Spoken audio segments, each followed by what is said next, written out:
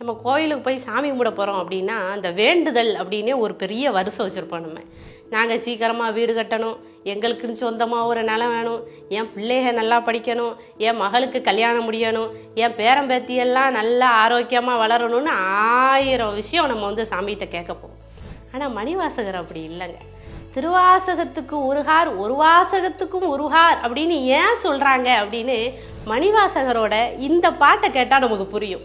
வேண்டத்தக்கது அறிவோய் நீ, வேண்ட முழுதும் தருவோய் நீ, வேண்டும் அயன்மார்க்கு அறியோய் நீ, வேண்டி என்னை பணிகொண்டாய், வேண்டி நீ யாது அருள் செய்தாய், யானும் அதுவே வேண்டின் அல்லால், வேண்டும் பரிசு ஒன்று உண்டு எனில் அதுவும் உந்தன் விருப்பன்றே.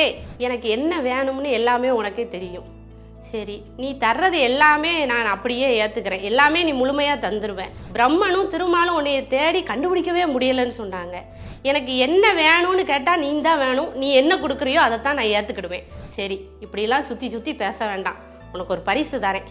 என்ன பரிசு வேணும் அப்படின்னு என்னைய கேட்டால், வேண்டும் ஒரு பரிசு வேண்டின், பரிசு சொல்லணும் அப்படின்னா அதுவும் ஓ விருப்பம்தான்.